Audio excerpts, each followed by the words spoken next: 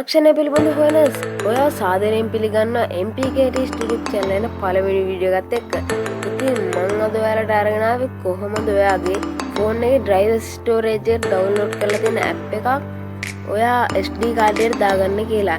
ඉතින් මේ වීඩියෝ එක අරගෙන ආවේ budget phone පාවිච්චි කරන කට්ටියට ගොඩක්ම වැදගත් වෙයි.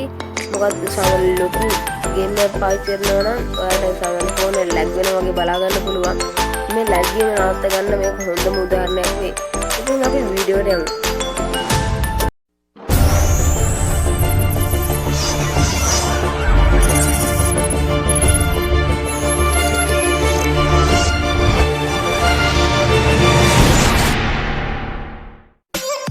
ඉතින් ඔයා ඉස්සෙල්ලාම කරන්න ඕනේ ඔයා Play Store එකෙන් download කරගත්තු app එකක් හොයාගන්න ඕනේ SD card එකට දාගන්න.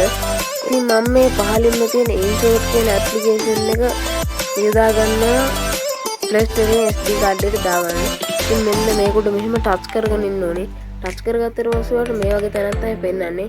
ඉතින් මෙතන උඩට ගියාම ඔයාලට පේනවා ඇති app info කියලා අයියපුරින් icon එකක් තියෙනවා. අන්න එතන මේ app එක ගිහලා අතාරින්න ඕනේ.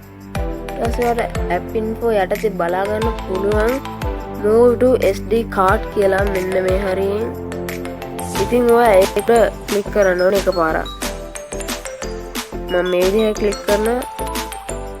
ඊට පස්සේ ඔයාලට බලා ගන්න ඕන එතනින්ම move in කියලා වැටෙනවා. තත්පර 20ක් වගේ කෙටි කාලයක් යනවා මේ app එක SD card එකට වැටෙන්න. ඉතින් moving කියලා පෙන්නපු තැනින් ඔයාලට පෙන්නන නැත්නම් දැන් move to driver storage කියලා. ඉතින් මෙතන පෙන්නන්නේ මේ දැන් move කරන්න driver storage එකට කියලා. ඉතින් SD card එකට move කරපු නිසා අපේ driver storage එකට move කරන්න යන්නේ නැහැ. ඉතින් අද වීඩියෝ කොහොමද? හොඳයි නම් පහළ comment section එකේ ගිහිල්ලා වරද්දක් එහෙම දෙනනම් comment එකක් දාන්න. ඉතින් මේ වගේ වීඩියෝ එකක් ගාවටම ගෙන්න ගන්න ඕන නම් මගේ channel subscribe කරලා තියාගන්න. ඉතින්